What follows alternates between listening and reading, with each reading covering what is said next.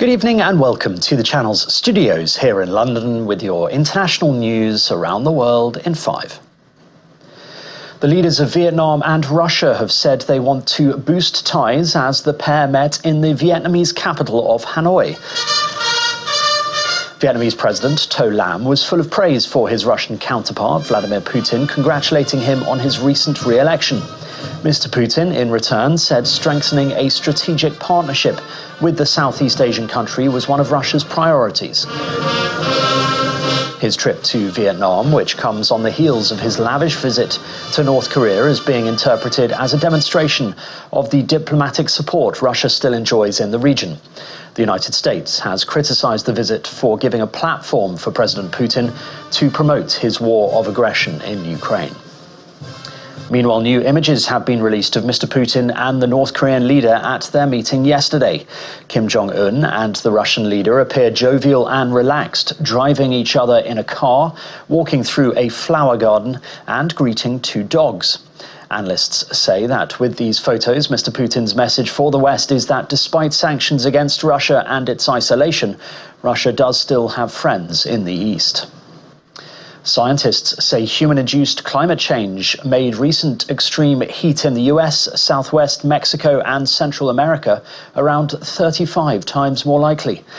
The World Weather Attribution Group studied excess heat between May and early June, when the US heatwave was concentrated in southwest states including California, Nevada and Arizona. Extreme temperatures in Mexico also claimed lives during the period. The scientists said that such a heatwave was now 4 times more likely than it was in 2000, driven by planet-warming emissions.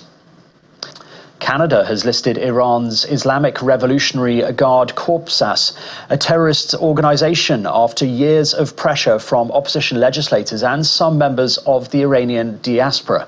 Canada will use all of the tools at its disposal to combat the terrorist entity of the IRGC.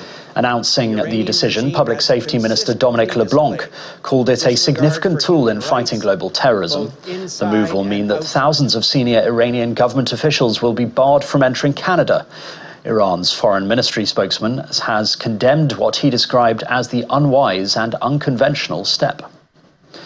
Officials say at least 34 people have died after consuming toxic bootleg alcohol in the southern Indian state of Tamil Nadu. The incident took place in Kalakuruchi district, where several residents fell ill after consuming the liquor. At least 80 people are being treated in hospitals for illnesses such as excessive diarrhea, and officials say the death toll could rise further. 2 people have been arrested so far, and a wider investigation is underway. South African party Democratic Alliance has suspended an MP after a series of old clips resurfaced online of him spewing violent racist language against black people.